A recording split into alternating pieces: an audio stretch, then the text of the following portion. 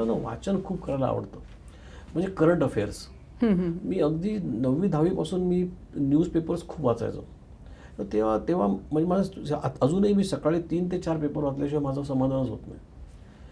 तर मी जेव्हा जेव्हा बघितलं की 1991मध्ये लिबरलायझेशन येत आहे, मनमोहन सिंगनी फॉरेन कंपन्यांना इथे बोलवलं इंडियामध्ये, तुम्ही या आणि कंपन्या सेटअप करा.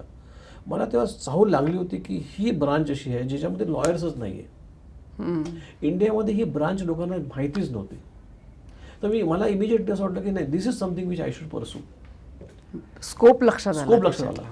तर ते म्हणजे सांगायचा मुद्दा असा आहे की मला तरुणांनी किंवा मुलींनी किंवा मुलांनी ज्यांना लॉ करायचं आहे त्यांनी चौकस असणं खूप गरजेचं आहे. आपल्या आजूबाजूला काय घडतं आहे, आपण वेल रेड आहोत की नाही, सध्या करंट काय चालू आहे, करंट अफेअर्समध्ये काय काय चालू आहे, याचा सगळा अभ्यास करणं खूप गरजेचं आहे. कॉन्स्टंटली तुम्ही ट्विक करत राहिलं पाहिजे before you really freeze your